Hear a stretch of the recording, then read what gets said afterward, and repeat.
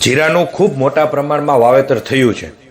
જીરાના પાકમાં કેવા ખાતર કયા સમયે નાખવામાં આવે તો ખૂબ સારું ઉત્પાદન મળે અને આ સિવાય જીરાના પાકમાં શેરડું દાજવાનો પ્રશ્ન, સુકારાનો પ્રશ્ન અને જીરાનો સૌથી મોટો દુશ્મન એટલે કે ચરમી કાળિયો જેને કહેવાય છે એને રોકવા માટે શું કરવું જોઈએ એની માહિતી આજના વિડીયોમાં લઈને આવ્યો છું। દરેક ખેડૂત મિત્રો અંત સુધી આ વિડીયોને જોજો। ખૂબ જ સારી વૈજ્ઞાનિક માહિતી આપના સુધી પહોંચાડવાનો પ્રયત્ન કર્યો છે। જો અમારી આ માહિતી સારી લાગે તો આ વિડીયોને શેર કરજો, અન્ય ખેડૂતોના ગ્રુપમાં નાખજો અને અમારી ચેનલને હજુ સુધી સબસ્ક્રાઇબ ન કરી હોય તો ચેનલને સબસ્ક્રાઇબ કરજો, જેથી કરીને આવીને આવી સારી માહિતી આપના સુધી મળતી રહે। ખેડૂત મિત્રો, પ્રથમ 1 મિનિટ મારે વાત કરવી છે કે જીરાના પાકમાં ખાતરનું શેડ્યુલ ખરેખર કેવું હોય। 16 ગુઠ્ઠાના વીઘા પ્રમાણે આમ તો 2-3 અઠવાડિયા પહેલા વાવેતરના દેશી ખાતર વીઘે 1 લારી નાખવું જોઈએ।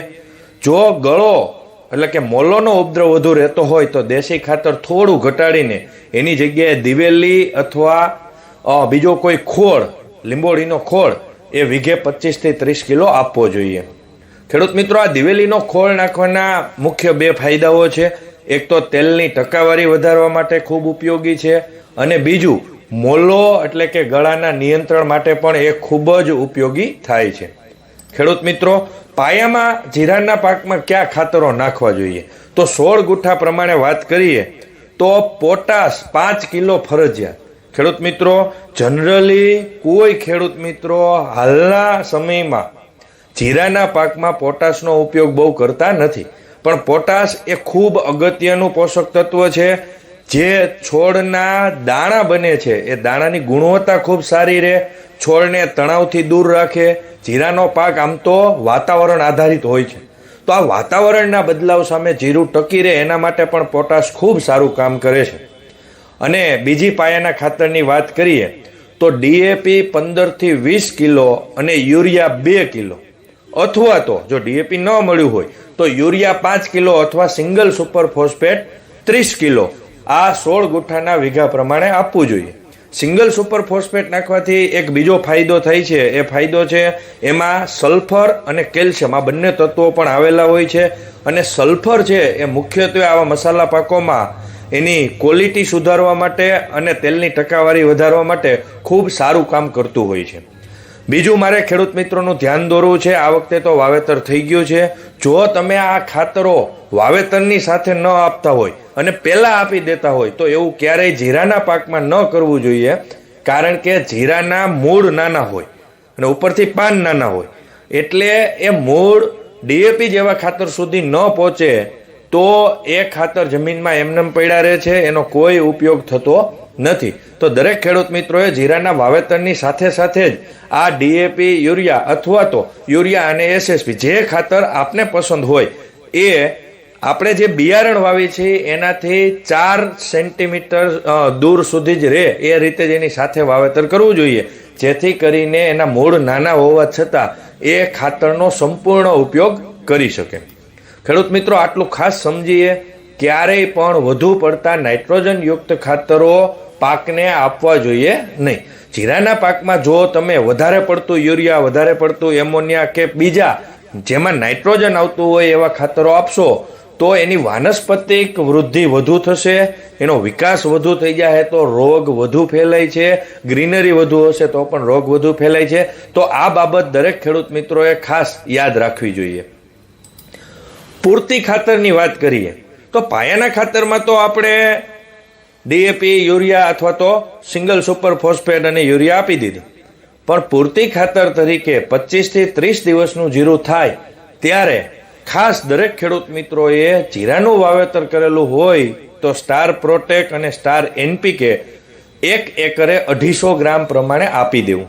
આ સ્ટાર પ્રોટેક શું છે તો એ કાળી અને સફેદ ફૂગથી જમીનમાં જે રોગ આવે છે, જેનાથી સુકારો આવે છે, જેનાથી આપણો છોડ બગડે છે, એ રોગોનું નિયંત્રણ કરવા માટે ખૂબ સચોટ રિઝલ્ટ આપતી વસ્તુ છે, જે બેક્ટેરિયા આધારિત પ્રોડક્ટ છે અને લાયોફિલાઇઝેશન ટેકનોલોજીથી બનાવેલ આ પ્રોડક્ટના ખૂબ સારા રિઝલ્ટ ખેડૂત મિત્રોને મળ્યા છે।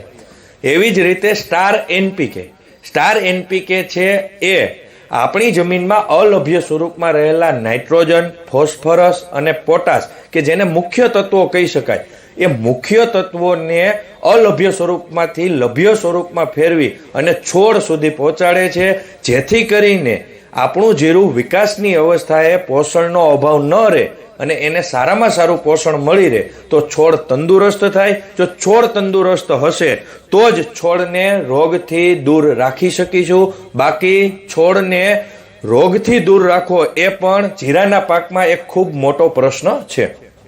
ખેડૂત મિત્રો, જીરામાં ઉપરથી છંટકાવમાં કેવા ખાતરો આપવા જોઈએ?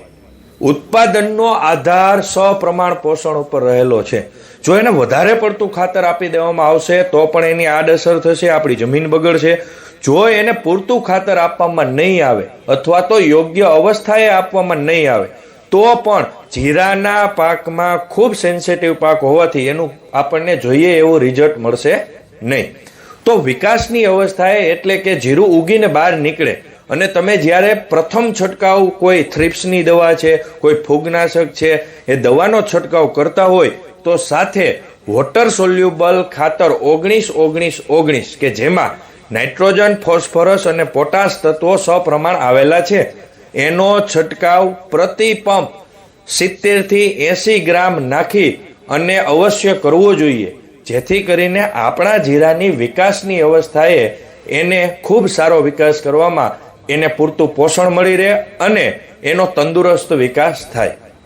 ખેડૂત મિત્રો, 35 થી 40 દિવસનું જ્યારે જીરું થાય ત્યારે સૌથી મોટો કોઈ પ્રશ્ન આવતો હોય તો એ પ્રશ્ન છે જીરાની કિનારીએથી પાન બળવા લાગે, એ દાજ પડતી હોય એવું લાગે, પછી ધીમે ધીમે ઉપરથી છોડ સુકાતો જાય અને આખો છોડ છે એ દાજી અને સુકાઈ જાય છે.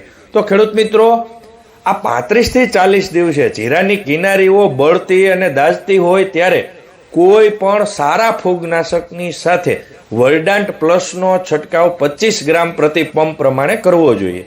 આ વર્ડાન્ટ પ્લસ છે એનાથી શું ફાયદાઓ થાય? તો એક તો એ પોષણ આપવામાં નંબર 1 છે. કુદરતી રીતે બનેલું સીવીડ હોવાથી એ પોષક તત્વોનો ભંડાર છે જે આપણી કિનારીઓને દાજતી એટલે કે બળતી અટકાવે છે અને પાણીની ખેંચ સામે પણ આપણા પાકને રક્ષણ આપે છે. તો ખેડૂત મિત્રો, જો તમારું જીરું બળતું હોય તો કોઈ પણ વિચાર્યા વગર સારા ફૂગનાશકની સાથે વર્ડાન્ટ પ્લસનો છંટકાવ અવશ્ય કરજો, એના ખૂબ સારા રિઝલ્ટ તમને મળશે. તમે ફોટોમાં પણ જોઈ શકો છો કે આવી રીતે ઉપરથી જીરાની શૈડું દાજવાનો પ્રશ્ન થાય અને ધીમે ધીમે એ છોડ નીચેની બાજુ એના પાન સુકાતા જાય અને આખો છોડ બેસી જાય.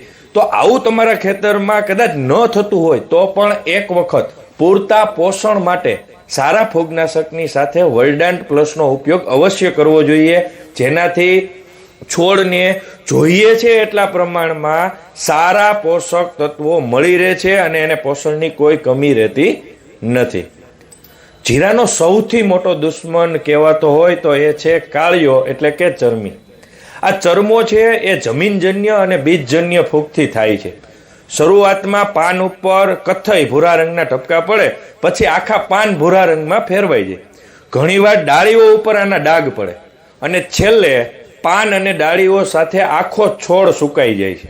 સામાન્ય રીતે આ રોગની શરૂઆત વાવણી પછી 40 દિવસે થતી હોય છે. તો જો તમે જીરાનું વાવેતર કર્યું હોય તો તમારે એવું માનીને ચાલવાનું છે કે મારા જીરામાં કાળિયો આવવાનો જ છે, એટલે આવવાની રાહ ન જોતા.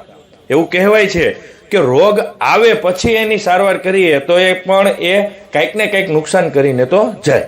અને એમાંય જીરાનો પાક ખૂબ સેન્સિટિવ, વાતાવરણ આધારિત પાક, અને એમાં જો કાળિયો આવે તો બની શકે કે જીરાના પાકમાં તમારે 90% સુધી ઉત્પાદનમાં નુકસાની વેઠવી પડે અથવા તો આખો ઘેરો પણ બગડી શકે. તો જીરાના પાકમાં કાળિયો અને ચરમી આવે નહીં એના માટે ખાસ કરીને એક તો પિયત સપ્રમાણ આપવું જોઈએ, પિયત વધારે પ્રમાણમાં ન આપવું જોઈએ. ફોટોમાં દેખાય છે એમ કાળિયો અને ચરમીના નિયંત્રણ માટે 40 થી 45 દિવસે રોગ આવ્યો હોય કે ન આવ્યો હોય, કોર્ટેવા કંપનીનું ગેલેલિયો 16 ml પ્રતિ પંપ એનો છંટકાવ કરી દેવાનો છે. ખાસ નોંધ મેં લખેલી છે કે એકરે 10 પંપ ફરજિયાત કરવાના છે, કારણ કે કોલ્ટેવા કંપનીના વૈજ્ઞાનિકોની ખાસ ભલામણ છે કે આનું પ્રમાણ 160 ml નું જે પેકિંગ આવે એ 1 એકરમાં એનો ડોઝ છે. જો તમે વીઘે 3 પંપ કરો છો તો પણ એકરે 10 પંપની જરૂર નથી પડતી. એટલે ખાસ એકરે 10 પંપ ફરજિયાત કરવાના છે અને 1 એકરમાં 160 ml દવા જીરામાં ફરજિયાત આ ગેલેલિયો છંટકાવ કરવાનો છે. એનાથી તમારા પાકને ચરમીથી એટલે કે કાળિયાથી દૂર રાખવા માટે એની ટેકનોલોજી ખૂબ સારું એવું કામ આપે છે.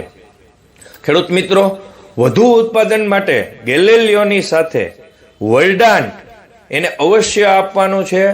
એક નેનો ટેકનોલોજી આધારિત પ્રોડક્ટ કે જે દરેક પાકમાં ઉપયોગી છે અને એમાં પણ જીરા, ચણા અને ધાણામાં એના ખૂબ સારા રિઝલ્ટ ગત વર્ષોમાં મળેલા છે. આ વર્લ્ડાન્ટ છે એનું મુખ્ય કામ શું? આપણે એવું થાય કે ચાલો કોલ્ટેવા કંપનીનું ગેલેલિયો છે એ તો ચરમીને આવતા રોગ છે, સારો કલર આપણને આપશે, પણ એની સાથે આ વર્લ્ડાન્ટ શા માટે નાખવું? તો આ વર્લ્ડાન્ટ છે એના મુખ્ય 3 કામો છે. એક તો ફૂલોની સંખ્યા વધારે, ફૂલમાંથી દાણા ઝડપથી બનાવે અને દાણા વજનદાર એટલે કે ભરાવદાર બનાવે. ખેડૂત મિત્રો, તમે જ્યારે ગેલેલિયોની સાથે આનો છંટકાવ કરો છો ત્યારે માત્ર 2 જ દિવસની અંદર તમારા પાકની આખી રોનક આ વર્લ્ડાન્ટ ફેરવી નાખશે. કારણ કે આ વર્લ્ડાન્ટ છે નેનો ટેકનોલોજી આધારિત બનેલી પ્રોડક્ટ કે જેનું મુખ્ય કામ ફૂલોની સંખ્યા વધારવાનું છે અને એનાથી પણ સારું અને અગત્યનું કામ કહી શકાય તો એ છે ફૂલમાંથી જેટલા ફૂલ હોય એ બધાને દાણામાં કન્વર્ટ કરવું. આ ખૂબ અગત્યનું છે. ઘણી વખત ખૂબ બધું ફ્લાવરિંગ લાગેલું હોય પણ એ દરેક ફૂલમાંથી દાણા ન બને, દરેક ફૂલમાંથી ફળ ન બંધાય તો આપણને જોઈએ એટલો ફાયદો થતો હોતો નથી. તો આ ફૂલમાંથી દાણા ઝડપથી બનાવે એ એનું જે ફંક્શન છે એ ખૂબ સારું છે, જેનાથી દરેક ખેડૂત મિત્રોને ઉત્પાદનમાં વધારો લેવા માટે એ ખૂબ ઉપયોગી બને છે. છેલ્લી કે એનું દાણા વજનદાર અને ભરાવદાર કરવામાં ખૂબ સારું કામ છે. એમિનો એસિડના દરેક પ્રકારો જે મુખ્યત્વે છોડને સીધો ખોરાક પૂરો પાડે છે. આ વર્લ્ડાન્ટ છે એ છોડને ખોરાક પૂરો પાડવાની સાથે સાથે એની દેહધાર્મિક પ્રક્રિયાઓમાં સુધારો લાવે છે અને આ દાણા જે વજનદાર બને છે એના લીધે પણ એના ઉત્પાદનમાં ખૂબ વધારો આવે છે. આ દાણા વજનદાર અને ભરાવદાર હોય તો ઉત્પાદનમાં વધારાની સાથે સાથે એની ગુણવત્તા સુધરે છે અને સારી ગુણવત્તાવાળો પાક જ્યારે તમે ઉત્પાદનમાં લ્યો છો તો એનું માર્કેટમાં ભાવ પણ વધુ મળી શકે છે. ખેડૂત મિત્રો, આટલું આપણે અવશ્ય યાદ રાખીએ કે જમીન અને વાતાવરણ પ્રમાણે જીરાના પાકમાં ઉત્પાદન મળતું હોય છે, પરંતુ જો પોષણ પર પૂરતું ધ્યાન આપવામાં આવે તો ઉત્પાદન ચોક્કસ વધારી શકાય છે. તો ચાલો આપણે સૌ આધુનિક ખેતી તરફ વળીએ અને વધુ ઉત્પાદન મેળવીએ. વધુ માહિતી માટે તમે અમારા હેલ્પલાઇન નંબર 9231 આ નંબર પર પણ સંપર્ક કરી શકો છો. તો ચાલો ખેડૂત મિત્રો, આ જીરાનો તહેવાર સૌ સાથે મળીને ઉજવીએ. આવ્યો તહેવાર જીરાનો. જય જવાન, જય કિસાન. અને જુઓ, આપણે બધા આધુનિક ખેતી કરીશું તો ખરા અર્થમાં કહી શકીશું જય વિજ્ઞાન. અને એટલે જ આપણું સૂત્ર છે જય જવાન, જય કિસાન, જય વિજ્ઞાન. ફરીથી આવી સારી માહિતી જોવા માટે અમારી ચેનલને સબસ્ક્રાઇબ કરજો અને આ વિડીયોને વધુમાં વધુ ખેડૂતો સુધી શેર કરજો. ફરીથી મળીશું નવી માહિતી સાથે. જય હિન્દ, જય ભારત.